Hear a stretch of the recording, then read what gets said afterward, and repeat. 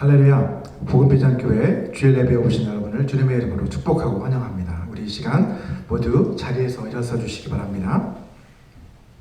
예배를 위해 함께 기도 드리시겠습니다. 거룩하신 아버지 하나님, 주님은 완전하신 사랑과 그 공의로 온 우주를 다스리시는 분이시며 날마다 우리의 삶을 지켜보시며 우리를 선한 길로 인도하시는 분이십니다. 이 시간 주님의 그 은혜를 기억하고 주님 앞에 나와 주님을 예배하게 하시니 감사합니다. 하나뿐인 아들을 십자가에 내어주시기까지 우리를 사랑해 주시고 너무나도 연약하고 부족한 우리를 주님의 거룩한 자녀로 삼아주시니 감사합니다.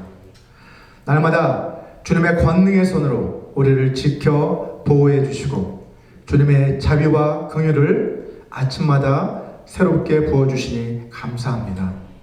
주님, 이 시간 세계 곳곳에서 전쟁과 분쟁으로 인해 고통받고 있는 많은 사람들을 위해 기도합니다.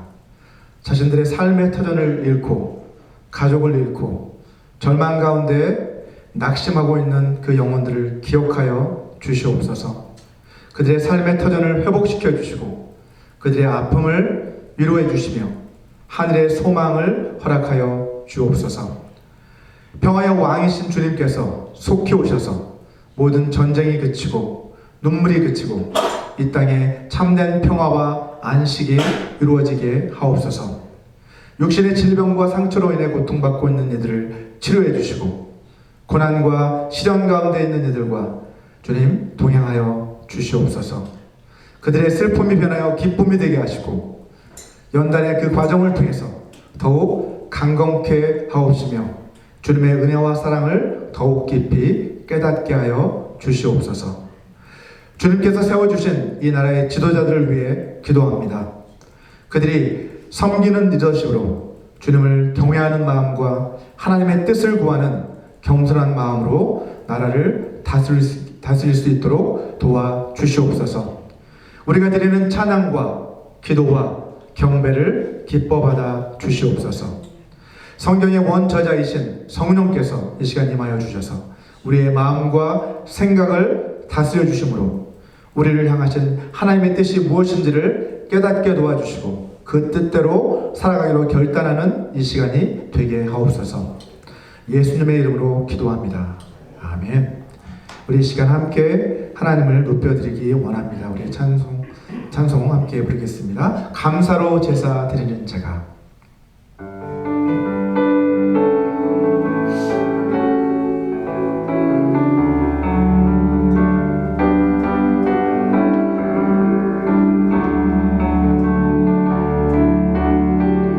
감사로 제사 드리는 자가 하나님을 영화롭게 하나니 그 행위를 옳게 하는 자에게 하나님의 구원 보이시리라.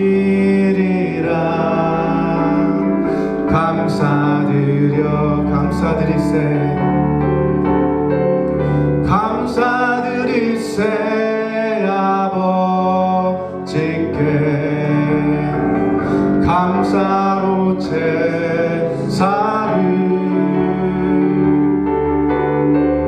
찬송 드리세 아버지께 우리의 찬송을 할렐루야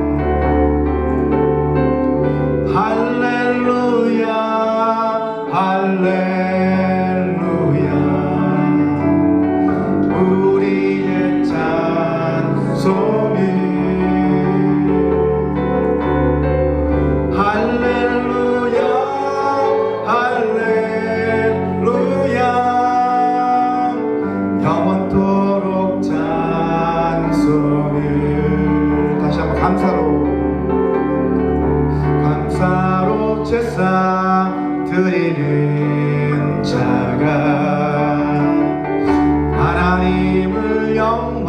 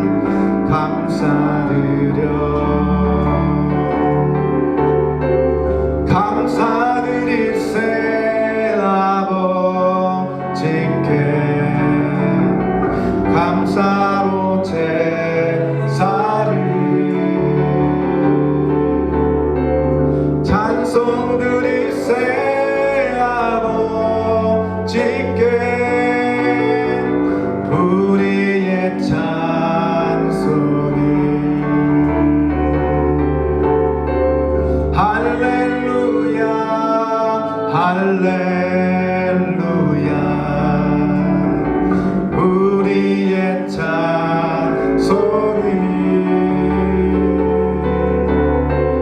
할렐루야 할렐루야 영원토록 찬송 할렐루야 할렐루야 할렐루야 할렐루야 우리의 찬송이 할렐루야 할렐루야 영원토록 찬송이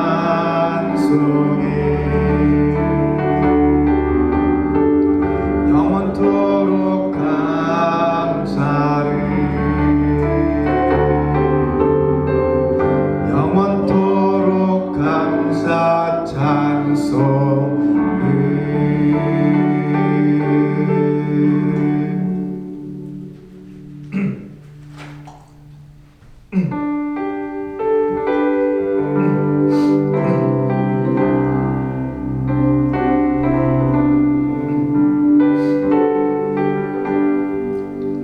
내 영혼이 은총 입어 중한 죄짐 벗고 보니 슬픔 많은 이 세상도 천국으로 화하도다 할렐루야 찬양하세 내 모든 죄 사함받고 주 예수와 동행하니 그 어디나 하늘나라 주의 얼굴 뵙기 전에 멀리 뵈던 하늘나라 내 맘속에 이루어지니 날로 날로 가깝도다 할렐루야 찬양하세 내 모든 죄 사함받고 주 예수와 동행하니 그 어디나 하늘나라 높은 산이 거친 들이 조막이나 궁궐이나 내 주 예수 모신 곳이 그 어디나 하늘나라 할렐루야 찬양하세 내 모든 죄 사함받고 주 예수와 동행하니 그 어디나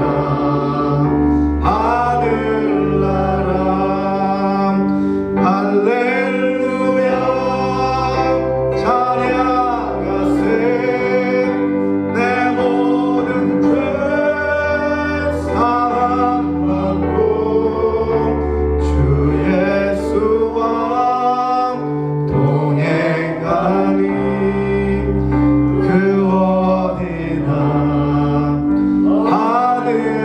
하늘나라 아멘. 우리 마지막으로 주님의 은혜를 함께 찬양했으면 좋겠습니다. 은혜라는 찬양 함께 믿음으로 고백하겠습니다.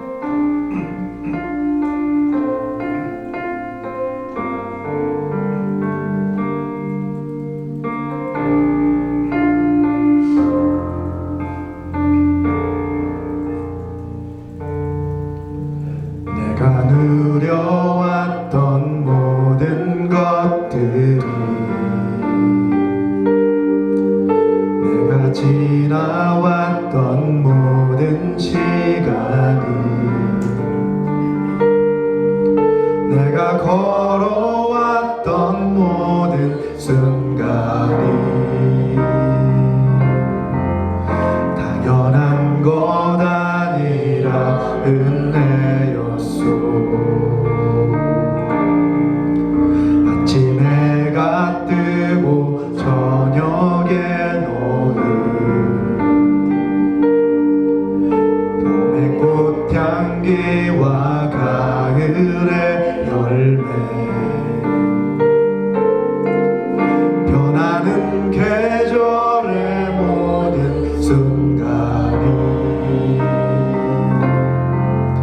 당연한 것 아니라 은혜였소.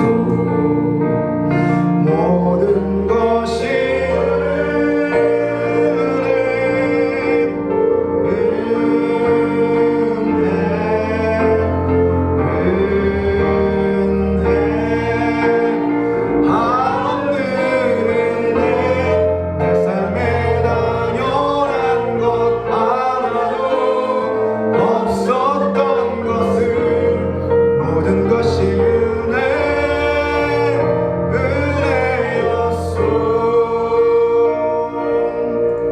내가 이 땅에 태어나 사는 것 어린아이 시절과 지금까지 숨을 쉬며 살며 꿈을 꾸는 삶 당연한 것 아니라 은혜였소. 내가 하나님의 자녀로 살며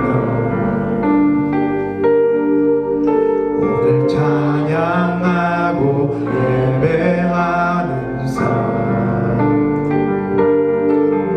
복음을 전할 수 있는 축복이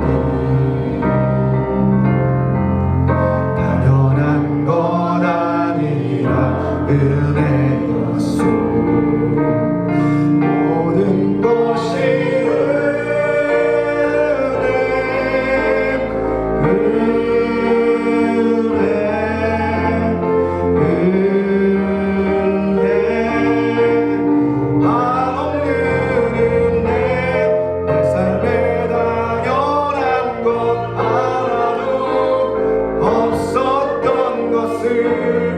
모든 것이 은혜였소.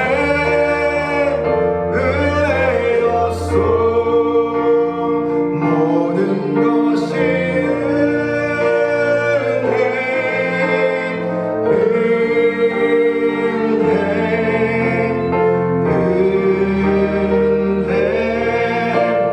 한없는 은혜 내 삶에 당연한 것 하나도 없었던 것을 모든 것이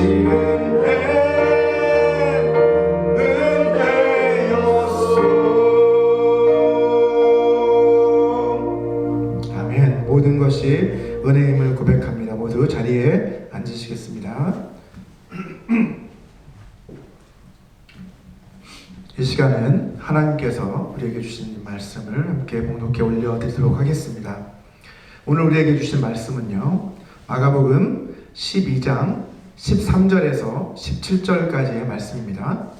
하나님께서 오늘 우리에게 주신 말씀은 마가복음 12장 13절에서 17절까지의 말씀입니다. 우리 함께 교독하도록 하겠습니다. 제가 먼저 읽겠습니다. 그들이 예수의 말씀을 책 잡으려 하여 바리새인과 헤롯 땅 중에서 사람을 보내매 이르되 선생님이여 내가 아노니 당신은 참되시고 아무도 꺼리는 일이 없으시니 이는 사람을 외모로 보지 않고 오직 진리로서 하나님의 도를 가르침이니라. 가이사에게 세금을 바치는 것이 옳으니까 옳지 아니하니까 우리가 바치리이까 말리이까 한데 예수께서 그 외식함을 아시고 이르시되 어찌하여 나를 시험하느냐?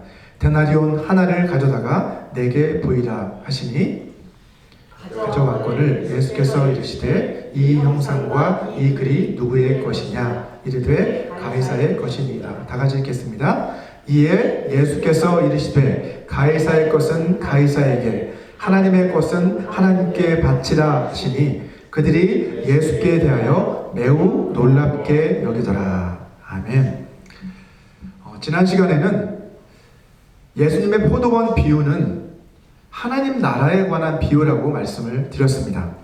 이 비유는 하나님 나라의 초석이 되신 예수 그리스도를 믿고 영접하는 자들은 그 나라를 유업으로 얻게 될 것이지만, 그분을 믿지 않고 거부하는 자들은 하나님의 심판을 받게 될 것이다 라는 것을 우리에게 가르쳐주고 있습니다.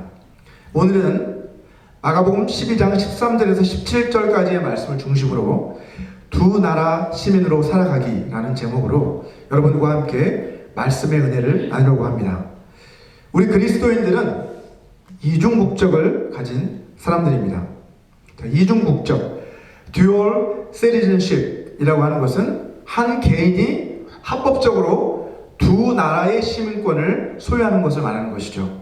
예를 들어서 1998년 6월 14일 이후부터는 한국 어머니와 미국 아버지 사이에서 태어난 그 자녀들은 합법적으로 한국 시민권과 미국 시민권을 모두 소유할 수 있게 되었습니다. 이중 국적을 허용해 준 것이죠. 또한 저같이 한국에서 태어나서 한국 시민권을 가지고 있는 저 같은 사람도 65세 이후가 되게 되면 미국 시민권을 그때 따면 어떻게 되는 거예요? 한국 시민권과 미국 시민권을 모두 가진 이중 국적자가 될 수 있는 것이죠. 자, 저처럼 우리 그리스도인들은 이중 국적을 가진 사람들이라고 할 수 있는 것이죠. 예수 그리스도를 믿고 거듭나는 그 순간부터 하나님 나라의 시민권을 우리는 얻게 되고, 그때부터 이 두 나라의 시민으로 우리는 살아가게 되는 것입니다. 오늘 본문의 말씀은 우리 그리스도인들이 이 땅에서 살아가는 동안에 하나님 나라의 시민으로서 어떤 삶을 살아가야 하는지에 대해서 우리에게 가르쳐주고 있습니다. 마가복음 12장 12절을 한번 보시면, 예수님이 말씀하신 그 포도원의 비유를 듣고 나서 유대 종교 지도자들은 그 비유에 나오는 악한 소작농들이 바로 자신들이라는 것을 깨닫고 나서 마음 같아서는 이 예수라는 사람을 당장이라도 붙잡아서 끌어가고 싶었지만 무리가 두려워서 어쩔 수 없이 분을 사귀면서 그 발길을 돌려야만 했습니다. 하지만 그들은 그렇게 쉽게 포기할 사람들이 아니었습니다. 오늘 본문과 병행 구절인 마태복음 22장 15절을 한번 보시면, 바리새인들은 돌아간 뒤에 어떻게 하면 예수를 말의 올무에 걸리게 할까를 가지고 서로 머리를 맞대고 상의했다라고 성경은 기록을 하고 있습니다. 자, 누가복음을 보시면 그들이 상의했던 내용이 무엇인지 좀 더 구체적으로 기록을 하고 있습니다. 누가복음 20장 20절을 우리 세번역 성경으로 다 같이 한번 읽어보도록 하겠습니다. 같이 한번 읽어볼까요? 시작. 그리하여 그들은 기회를 엿보다가 정탐꾼들을 보내서 이들이 거짓으로 의로운 사람인 채 행세하면서 예수께로 접근하게 하여 그의 말씀을 책잡게 하였다. 그렇게 해서 그들은 예수를 총독의 치리권과 사법권에 넘겨주려고 하였다 라고 자세하게 기록을 하고 있죠. 그들이 머리를 맞대고 생각해낸, 고안해낸 그 방법은 정탐꾼들, 곧 스파이들이죠. 스파이들을 보내는 거였어요. 그 스파이들에게 어떤 임무를 주었습니까? 그들이 의로운 사람들인 척 하면서 예수님께 접근해서 예수님의 말씀을 책잡아서 예수를 총독의 치리권과 사법권에 넘겨주게 하자는 것이 그들의 계획이었어요. 자, 지난 시간에 말씀드렸던 이 사내들인 공의회는 유대의 법정이잖아요. 자, 그 법정에서 자신들의 힘으로 예수님을 제거하는 것이 여의치 않은 거죠. 무리들이 들고 일어날까봐. 자, 그러니까 예수님의 말씀을 책잡아서 이제는 로마 정부의 그 힘을 빌려서 로마 정부에 대한 반역죄로 예수님을 고발하기 위해서 이런 계책을 꾸미고 있는 것입니다. 자, 오늘 본문 13절을 한번 보시면 그들은 헤롯 땅 사람들을 포섭합니다.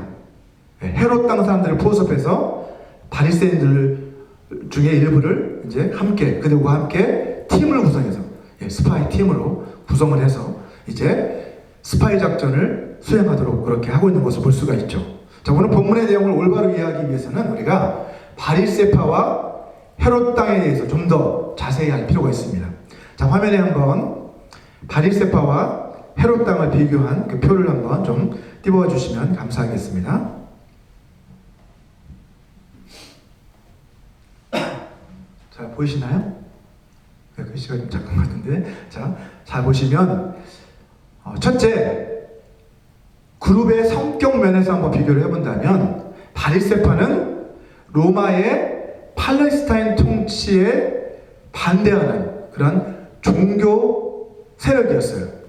반면에 헤롯 땅이라고 하는 것은 헤롯 왕가를 지지하는 그런 그룹인데, 헤롯 왕가와 로마의 정책을 지지하는 그러한 정치 세력이었습니다. 바리새파는 종교 세력이었고 헤롯 땅은 정치 세력이었다는 것이죠. 자, 두 번째 보시면 강조점을 한번, 그들이 강조한 점이 무엇인가를 한번 비교를 해본다면 바리새파는 율법과 전통을 중시하는 그러한 사람들이었던 반면에 헤롯 땅 사람들은 헤롯 왕조를 기반으로 유대 지역의 그 정치적 안정을 중시하는 그러한 사람들이었어요. 그들의 성향을 알 수 있겠죠. 그래서 마지막으로 정치 성향을 한번 비교를 해보면 바리새파는 로마의 팔레스타인 지배를 비판하는 그런 민족주의적, 유대 민족주의적 그런 성향을 가지고 있었던 반면에 헤롯 땅은 우리나라의 친일파처럼 헤롯 왕조를 통한 로마의 식민 통치를 지지하는 그런 친로마적 성향을 가지고 있었던 그룹이었습니다. 이렇게 비교가 되시잖아요. 그죠? 자, 이처럼 바리새파와 헤롯 땅은 서로 너무나도 다른 색깔의 집단이었어요. 그리고 그러한 정치적 입장 차이가 서로 반대적인 입장이었기 때문에 사실은 서로 원수지간이나 다름없는 그런 사이였습니다. 자, 그럼에도 불구하고 그들은 어떻게 이렇게 함께 협력을 할 수 있었던 것일까요? 우리 누가복음 23장 12절에서 보시는 것처럼 헤롯과 빌라도가 전에는 원수 사이였지만 예수님을 이제 신문할 때 그 조롱하고 모욕하는 그 일에 서로 친구가 되었다라고 그렇게 말씀하고 있는 것처럼 이 바리새파와 헤롯 땅도 지금 서로 원수지간이지만 이제 공동의 적, 그죠? 공동의 적인 예수님을 제거하는 그 목표를 위해서 서로 손을 잡게 된 거예요. 서로 보기도 싫지만 서로 손을 잡고 우리 공동의 적인 예수를 제거하자, 이렇게 그들이 결탁한 것이죠. 자, 바리새인들은 자신들을 위선자들이다, 그리고 이 독사의 자식들아 라고 그렇게 공개적으로 비판하시는 예수님이 너무나도 꼴보기 싫었겠죠. 어떻게든 없애버리고 싶었을 거예요. 뿐만 아니라 자신들의 그 성전에 대한 또 백성들에 대한 민중의 지지를 받고 백성들을 가르치는 그런 입장으로서 지도자잖아요. 백성의 지도자로. 그렇게 그들이 가지고 있는 그 기득권을 위협하는 예수님을 어떻게든 제거하고 싶었을 것입니다. 마찬가지로 여러분, 친로마적인 성향을 가졌던 이 헤롯 땅들 역시도 어때요? 예수님은 그들에게 위협이 되는 존재였어요. 왜요? 대중들이 예수님을 어떻게 왕으로, 유대의 왕으로 추대하려고 했잖아요. 그렇게 되면 헤롯 왕조가 위험했잖아요. 그리고 로마로부터도 이렇게 되겠어요? 더 탄압이 심해질 것이다라는 그런 생각을 하겠죠. 그렇기 때문에 자신들의 안정과 평안을 위해서 예수님을 어떻게든 제거하고 싶었을 것입니다. 자, 본문 14절 한번 보시면 그들은 스파이로서 자신들의 신분을 숨기기 위해서 예수님께 온갖 아첨의 말을 늘어놓는 것을 볼 수 있습니다.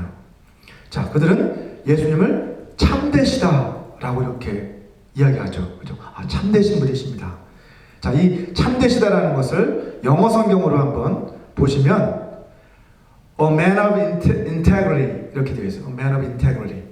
자, 인테그리티라고 하는 것은 겉으로 나타나는 것과 그 실상이 일치하는 것을 말하는 거거든요. 그래서 어떤 사람이 내면의 모습과 그 사람이 겉으로 드러난 그 겉모습이 일치하는 상태를 가리켜서 A man of integrity라고 이렇게 표현을 합니다, 영어로. 자, 당신은 그렇게 진실만을 항상 말씀하시고 그렇게 또 살아가시는, 가르치시고 또 행동하시는 그런 분이십니다 라고 이렇게 칭찬하는 거죠. 그죠? 자, 그리고 다시 마가복음 12장 14절을 보시면 아무도 참되시고 아무도 꺼리는 일이 없으십니다 라고 이렇게 표현을 하고 있잖아요. 그죠? 우리 영어 성경을 그 다음 넘겨주시면 보면 어때요? You are a man of integrity 하고 You aren't swayed by man 이렇게 그들은 칭찬하고 있어요. 무슨 뜻이에요? 아무도 꺼리는 일이 없다는 것은 You aren't swayed by man, 사람들에게 sway, 휘둘리지 않는다는 거예요. 이렇게. 사람들에 따라서 어떤 사람들한테 영향력 있는 사람들한테 또 이렇게 또 구실구실하고 뭐 이렇게 부자들한테 또 이렇게 잘해주고 뭐 이렇게 가난한 자들은 못되게 하고 이런 게 아니라 공정하시다는 거죠. 공평하신 분이십니다 라고 이렇게 칭찬을 하고 있는 것을 볼 수 있습니다.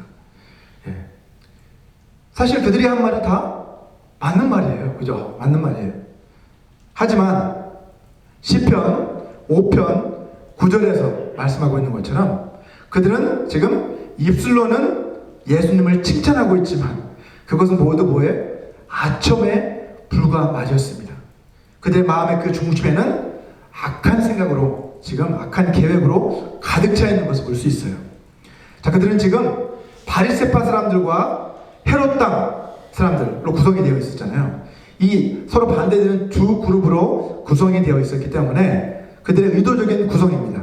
그래서 가이사에게, 곧 황제에게 세금을 바치는 것이 옳은가 아니면 옳지 않은가 라는 그 문제를 놓고 마치 서로 분쟁을 막 뜨겁게 벌이다가 이제 결론이 안 나니까 이 두 그룹이 예수님을 찾아와서 좀 해답을 얻으려고 찾아온 것처럼 그렇게 지금 연극을 하고 있는 거죠. 스파이 행세를 하고 있는 거죠. 스파이로서. 자, 본문 14절을 한번 보시면 그들이 예수님의 그 말을 책잡기 위해서 또 말의 올무에 예수님을 걸리게 하기 위해서 준비한 질문이 있죠. 그 질문은 뭐였습니까? 가이사에게 세금을 바치는 것이 옳습니까? 옳지 않습니까? 라는 그런 질문이었어요. 황제에게 세금을 바치는 것이 옳습니까? 아니면 옳지 않습니까? 라는 질문이었습니다. 자, 기원전 63년, AD 63년 이후부터 이스라엘은요, 로마의 통치를 받아왔어요. 그래서 그 당시 로마는 유대인들 가운데서 세리들을 임명하죠. 그죠?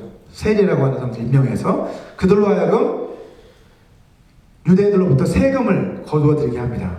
유대인들은 로마에 세금을 내는 것이 너무나 쉬웠겠죠. 그래서 세리들도 미워했습니다. 왜냐하면 세금을 내는 것은 뭐예요?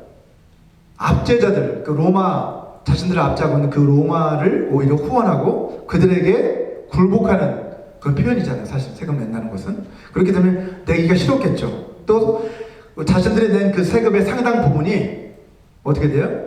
로마는 이방 신들을 섬기는 국가였기 때문에 이방 신전들을 유지 보수하고 또 로마의 상류층들이 호화로운 생활을 할 수 있도록 도와주는 그러한 자금으로 쓰였기 때문에 너무나도 싫었을 것입니다. 자, 여기에서 근데 오늘 본문에서 말하고 있는 세금은 좀 다른 성격의 세금이죠.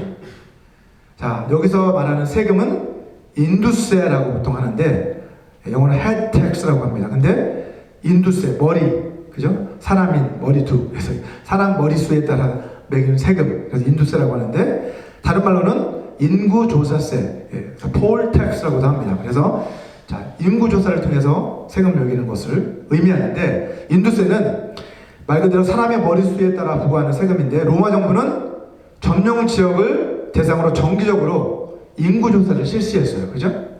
그 목적은 바로 세금을 거두어들이기 위한 목적이었다는 것이죠. 남자들 14살부터 65세 사이의 그 성인들에게 다 인두세를 다 거두어들인 거예요. 이들은 지금 예수님을 찾아온 이들은 지금 예수님의 대답을 듣고 싶어서 찾아온 것이 아니라 사실은 이 질문을 던지는 이유가 뭐예요? 예수님을 궁지에 몰아넣기 위해서 지금 질문을 던지고 있는 것이죠. 자, 바리새인들은 우상을 섬기는 이방인들을 위해서 세금을 내는 것에 당연히 반대하는 입장이었습니다. 하나님의 말씀을, 율법을 가르치는 사람들이었기 때문에. 반대로 헤롯 당들은 로마의 정책을 지지하는 사람들이었기 때문에 당연히 세금 내는 것을 찬성하는 입장이었어요. 이렇게 반대하는 입장과 찬성하는 입장이 모두 함께 찾아온 것이죠. 그래서 예수님은 지금 사실은 난처한 입장에 놓이게 된 것입니다. 자, 황제에게 세금을 내는 것에 찬성을 한다면 누구에게?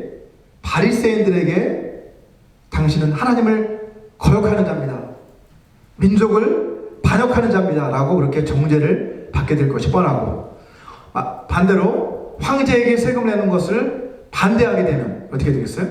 이 헤롯 땅에 의해서 당신은 로마에 대한 반역죄를 지었습니다라고 그렇게 고발을 당하게 될 것이 뻔한 것입니다. 자, 예수님은 이것을 너무나 잘 알고 계셨죠.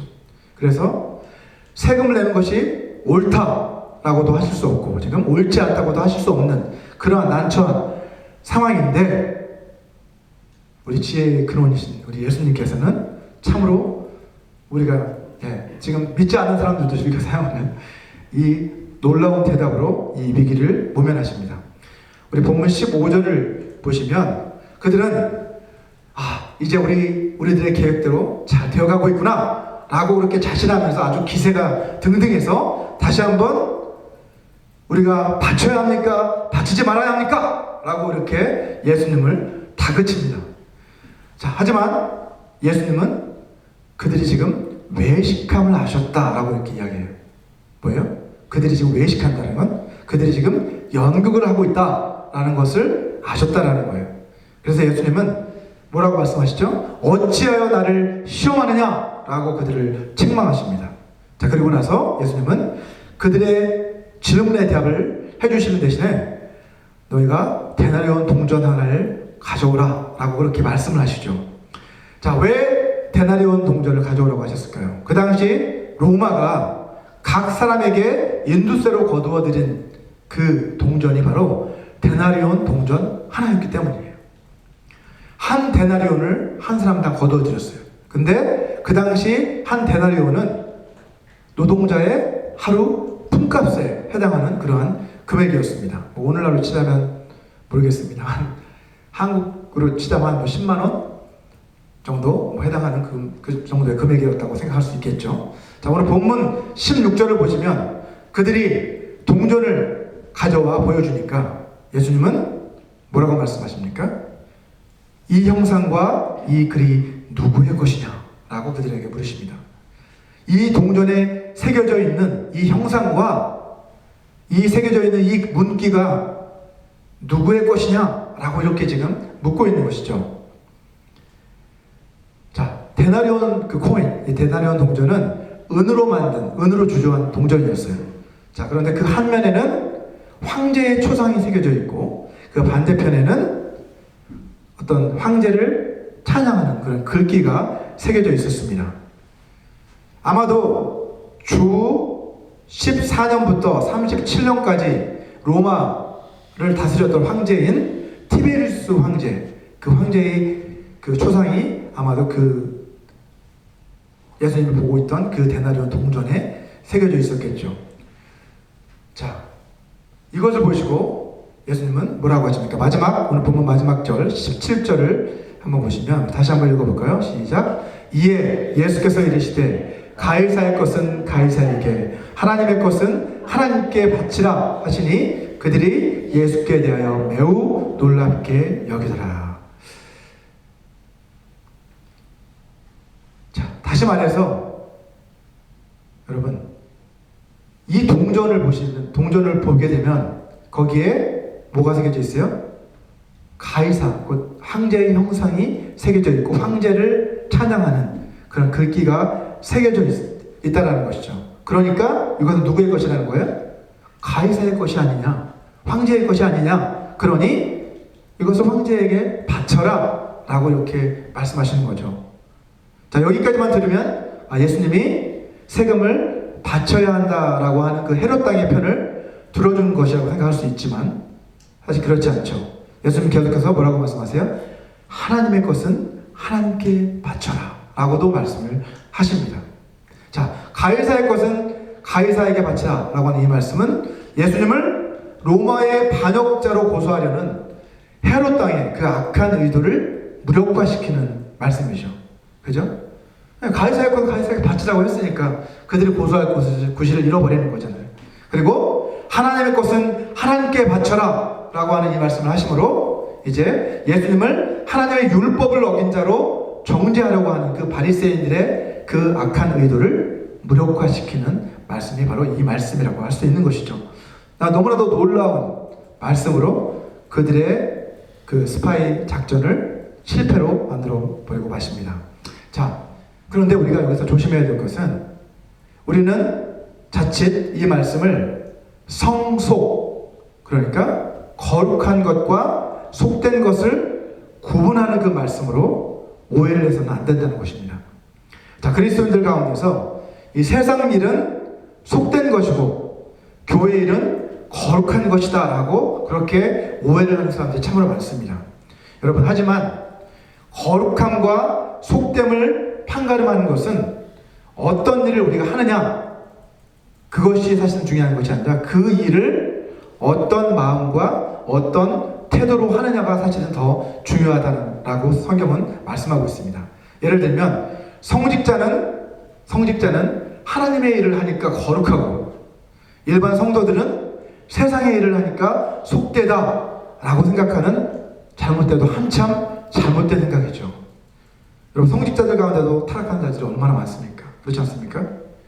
일반 성도들 가운데도 얼마나 거룩한 삶을 사는 사람들이 얼마나 많습니까, 여러분?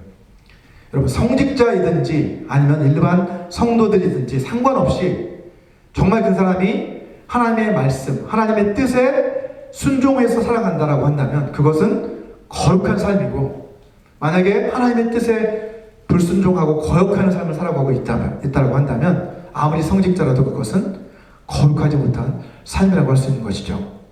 여러분, 가이사의 것은 가이사에게, 하나님의 것은 하나님께 바쳐라 라고 하는 이 말씀은 우리에게 이중국적, 곧 두 나라의 시민권이 있다는 것을 상기시켜 주는 말씀이라고 말씀드렸습니다. 자, 첫 번째로 우리는 이 땅에 속한 나라의 국민으로서 그 책임과 의무를 성실하게 감당해야 할 그런 의무가 있습니다. 여러분, 대부분의 국가에서 그 국민들에게 요구하는 의무들이 있잖아요. 그죠? 납세의 의무도 있고, 국방의 의무도 있고, 법 준수의 의무 등도 있습니다. 예. 자, 근데 우리는 하늘나라의 시민과 동시에 또 이 땅에 속한 이 나라의 시민이잖아요. 그래서 우리는 한 나라의 국민으로서 마땅히 그러한 의무를 감당해야 될 그러한 책임과 의무가 있습니다. 이것은 그냥 믿는 사람이 아니더라도 당연히 국민으로서의 마땅한 의무잖아요. 그죠? 자, 사도 바울은 로마서 13장 1절에서 세상의 모든 권위는 하나님이 세우신 것이다. 그렇기 때문에 우리는 그 권위에, 그 세상의 권위에도 복종해야 한다라고 그렇게 말하고 있습니다. 자, 그리고 계속해서 그는 7절에서, 로마서 13장 7절에서 이렇게 말씀합니다. 모든 자에게 줄 것을 주되 조세를 받을 자에게 조세를 바치고 관세를 받을 자에게 관세를 바치고 두려워할 자를 두려워하며 존경할 자를 존경하라 라고 그렇게 권면하고 있는 것을 볼 수가 있습니다. 이처럼 여러분, 가이사의 것은 가이사에게 바쳐라 라는 이 말씀은 이 땅에 속한 나라의 시민으로서, 국민으로서 우리는 마땅히 납세의 그 의무를 성실히 감당해야 된다는 것을 말씀하고 있는 것이죠. 각 나라의 정부는요, 국민에 대한 그 세금을 가지고 정책을 수행해 나가잖아요. 그죠? 자, 그렇게 정책을 수행해 나감으로써 국민의 복지를 위해서 그렇게 쓰잖아요. 그것을. 우리가 낸 그 세금이 국민의 복지나 이 나라의 안보, 그리고 공공의 유익을 위해서 잘 사용이 된다고 한다면 우리는 얼마든지 기쁜 마음으로 정부에 세금을 낼 수 있을 것입니다. 하지만 때로는 그렇지 못하기 때문에 문제가 되는 것이죠. 자, 그 밖에도 우리는 정부가 추진하고 있는 그 정책, 그 일에 적극적으로 협력하고 또 이 정부의 법을 준수하고 또 투표에 참여하고 그렇게 해서 선출된 그 정부의 관리들을 어떻게 해요? 존중하고 그들을 위해서 기도해야 할 의무가 있다라고 사도 바울은 우리에게 권면을 하고 있습니다. 우리 디모데전서 2장 1절과 2절 말씀도 같이 한번 읽어보도록 하겠습니다. 시작. 그러므로 내가 첫째로 권하노니 모든 사람을 위하여 간구와 기도와 도고와 감사를 하되 임금들과 높은 지위에 있는 모든 사람을 위하여 하라. 이는 우리가 모든 경건과 단정함으로 고요하고 평안한 생활을 하려 함이라. 아멘. 우리가 정치 지도자들을 위해서 기도를 해야 하는데 그 목적은 뭐라는 거예요? 중보기도의 목적은 우리가 이 땅에서 경건하고 안정되고 평안한 삶을 살아갈 수 있도록 하기 위함이다 라고 그렇게 말씀하고 있습니다. 우리가 비록 지지하지 않는 그 사람이 지금 이 나라를 이끌고 있더라도 또 그런 사람이 당선됐다 하더라도 사실은 어떻게 하라는 거예요? 우리는 그 사람을 위해서 기도해야 할 책임이 있다는 거예요. 왜요? 그 사람을 통해서 하나님이 일하시기 때문에. 그죠? 그 사람이 우리를 위해서 뭘 해주기 위해서 기도하는 게 아니라 하나님께서 그 사람을 통해 하나님의 나라가 임하도록 역사하시도록 우리는 기도를 해야 된다는 것이죠. 자, 그렇다면 우리는 우리를 다스리는 그 지도자들에게 무조건 복종을 해야 하는 것일까요? 무조건 복종해야 합니까? 이 나라가 만약에 낙태를 허용하면 우리도 허용했으니까 우리도 그렇게 할 수 있는 건가요? 그렇지 않잖아요. 그죠? 특히 여러분 신앙이 허용되지 않는 그러한 독재 국가에서 살아가고 있는 그리스도인들을 한번 생각해 보면 이것은 너무나도 중요한 문제입니다. 예를 들면 북한에서 몰래 그죠? 지하에서 몰래 신앙생활을 하고 있는 그런 분들, 중국에서도 마찬가지겠지만 그런 분들이 만약 너희는 이 하나님이 세우신 이 땅의 지도자들에게 복종해야 한다 라고 하는 그 말씀에 순종을 해야 된다면 어떻게 해야 되는 거예요? 지하에서 숨어서 그렇게 예배를 드리면 안 되는 거죠. 그건 불법이니까. 그리고 다 자수를 해야 되겠죠. 자수하고 그냥 처형을 당하는 것이 되겠죠. 하지만 사실은 그것은 하나님이 원하시는 게 아니에요. 사실. 그죠? 자, 베드로전서 2장 13절과 14절을 한번 보시면 우리 같이 한번 읽어보겠습니다. 시작. 인간의 모든 제도를 주를 위하여 순종하되 혹은 위에 있는 왕이나 혹은 그가 악행하는 자를 징벌하고 선행하는 자를 포상하기 위하여 보낸 총독에게 하라 라고 이렇게 말씀합니다. 자, 하나님이 세우신 모든 권위와 제도에 순종해야 한다 라고 말씀을 하고 있으면서 전제 조건을 붙이고 있죠. 무엇을 위해서? 주를 위해서 그렇게 하라 라고 이렇게 바울은 권면합니다. 다시 말해서 진정한 주인이신 하나님을 위해서 그렇게 하라는 거예요. 그 세상의 권위자를 위해서 그렇게 하는 게 아니라 주님을 위해서 그렇게 하라 라고 말씀하죠. 이어서 15절을 한번 보시면 이렇게 말씀합니다. 곧 선행으로 어리석은 사람들의 무식한 말을 막으시는 것이다 라고 이렇게 바울은 이야기합니다. 이 말씀은 뭐냐면 우리가 인간의 그 모든 제도에 순종해야 하는 그 이유는 그렇게 함으로써 하나님을 알지 못하는 그 어리석은 그 무익한 자들이 어떻게 해요? 우리 그리스도인들을 비방하지 못하도록 그렇게 함으로써 하나님의 영광을 가리우지 못하도록 그 입을 막는 것이 하나님의 뜻이기 때문이다 라고 이렇게 바울은 이야기하고 있는 거예요. 우리가 원치 않지만 때로는 원치 않지만 우리가 수긍하지 못하는 그런 정책이지만 우리가 그럼에도 불구하고 이 나라, 이 땅에 속한 나라의 그 지도자들에게 순종을 해야 하는 이유는 무엇이냐? 결국 하나님의 영광을 위해서 주님을 위해서 우리는 그렇게 해야 된다는 것을 성경은 우리에게 말씀하고 있습니다. 자, 두 번째로 우리는 하나님 나라의 국민으로서의 책임도 충성되이 감당을 해야만 합니다. 황제의 형상이 새겨진 그 데나리온 동전이 황제의 소유라는 것을 말하고 있는 것처럼 우리는 하나님의 형상대로 지으심을 받은 존재들이잖아요. 그죠? 창세기 1장 27절은 하나님이 자기 형상, 곧 하나님의 형상대로 우리를 창조하셨다라고 그렇게 말씀하고 있습니다. 우리 안에 하나님의 형상이 새겨져 있다는 것이죠. 그렇기 때문에 우리는 하나님의 소유입니다. 하지만 안타깝게도 아담의 범죄로 인해서 인간은 죄에게 팔려 죄의 종이 되고 말았잖아요. 그죠? 하지만 어떻게 되었습니까? 하나님께서 속죄의 어린 양이신 예수 그리스도를 우리 가운데 보내주셔서 십자가에 달려 우리 대신 죽으심으로 인해서 우리의 모든 죄가 사하여졌어요. 그래서 우리는 다시 그리스도의 소유, 예수님께서 그 핏값으로 우리를 사셨기 때문에 그리스도의 소유가 되었고 그리스도의 것은 곧 하나님의 것이다라고 성경 말씀하잖아요. 그래서 우리는 하나님의 소유가 다시 된 것입니다. 그렇기 때문에 우리는 하나님의 것이기 때문에 마땅히 하나님께 우리를 드리는 것이 마땅하다는 거예요. 그렇게 함으로써 하나님께 영광 돌리는 삶을 살아야 하는 것이 우리의 책임과 의무라고 성경은 우리에게 말씀하고 있습니다. 자, 우리는 어떻게 그러면 우리를 하나님 앞에 드릴 수 있을까요?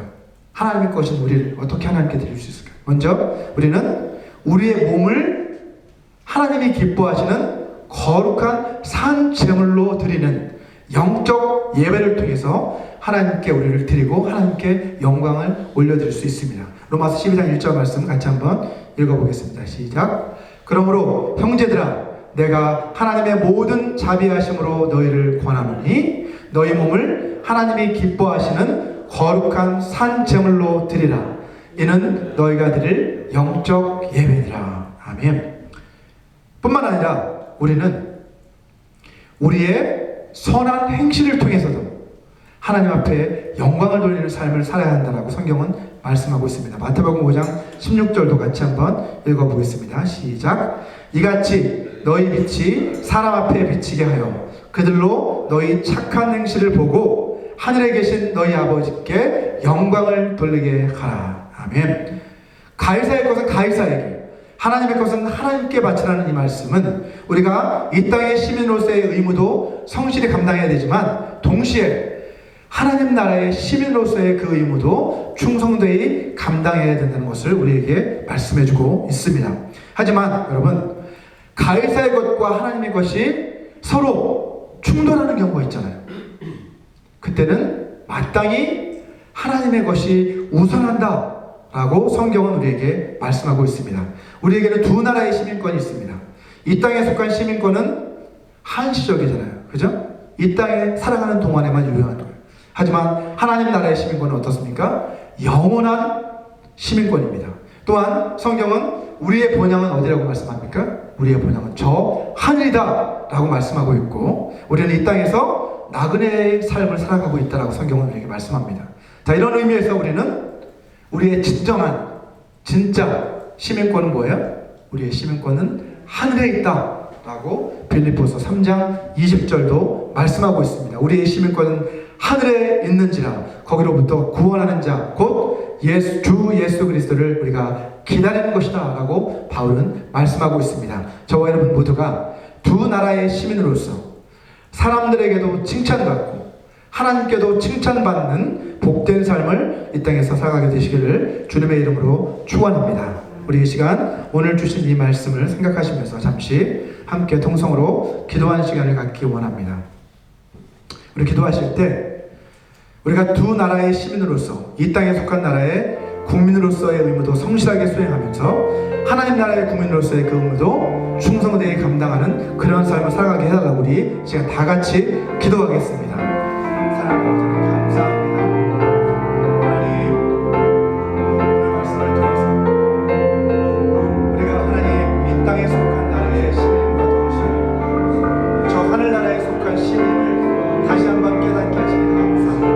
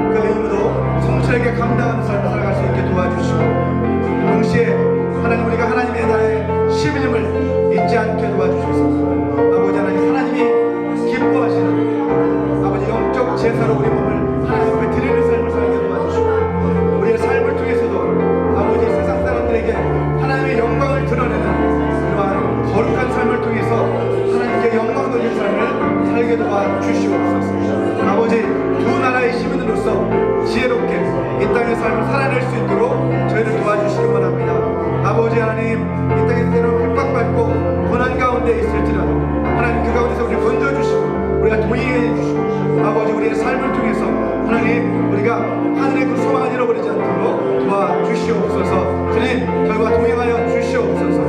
하나님 나라의 그 시민권을 가지고 있음을 기억하고 아버지 기뻐하는 저희들에게 도와주시옵소서. 소망을 붙잡는 저희들에게 도와주시옵소서. 아버지 정말 주님께서 우리 가운데 새겨주신 그 형상 하나님의 형상이 우리 가운데서 계속해서 이루어져 갈 수 있도록 주님을 닮은 그러한 형상으로 우리가 닮아져 갈 수 있도록 저희를 빚어 주시옵소서. 예수 그리스도를 닮은 모습으로 우리를 빚어 주시옵소서. 저희 감사합니다. 아버지 하나님 저희를 하나님 나라의 백성으로 삼아주시니 감사합니다. 이 땅에 속한 나라의 국민으로서 우리가 감당해야 할 그 의무도 성실하게 감당하도록 도와주시고 하나님 나라의 백성으로서 하나님께서 우리에게 맡기신 그 사명도 충성되게 감당할 수 있도록 도와주시옵소서. 우리의 시민권이 하늘에 있음을 기억하고 날마다 그리스도의 형상을 닮아가는 그러한 삶을 살아가게 도와주시옵소서. 지난 한 주간도 우리를 지켜주시고 우리 삶의 모든 필요를 공급해 주신 주님의 그 은혜에 감사해서 이 시간 예배를 주님 앞에 드립니다. 기뻐 받아 주시옵소서. 주님 나라의 영광을 위해 사용하여 주시옵소서. 예수님의 이름으로 기도합니다. 아멘.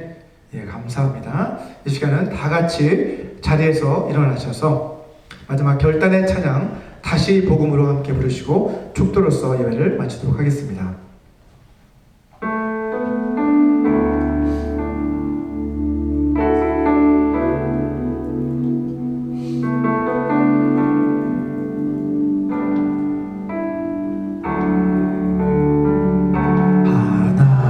독생자 예수 그리스도 그분만이 오직 길과 진리 생명이라. 세상 다 변하고 사람들 변해도 나에겐 복음 십자가뿐이라. 독생자 예수 그리스도 그분만이 나의 길과 진리 생명이라. 세상이 비웃고 사람들 떠나도 나에겐 복음 십자가뿐이라. 다시 복음으로 다시 십자가로 다시 하나님께로 나아갑니다.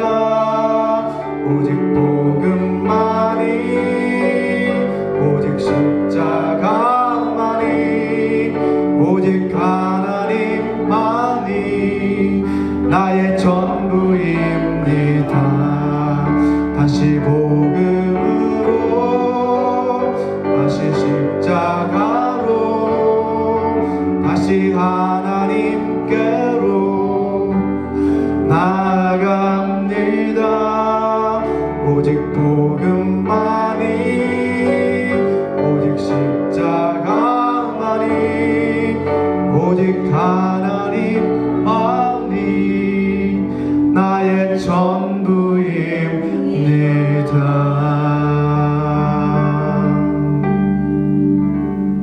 아멘. 우리 같이 기도 드리시겠습니다. 지금은 주 예수 그리스도의 은혜와 하나님의 사랑과 성령 하나님의 교통하심이 우리의 시민권이 하늘에 있음을 기억하고 날마다 그리스도의 형상을 닮아가는 삶을 살아가기로 결단하는 모든 사람들에게 영원히 함께 하시기를 간절히 축원하옵나이다.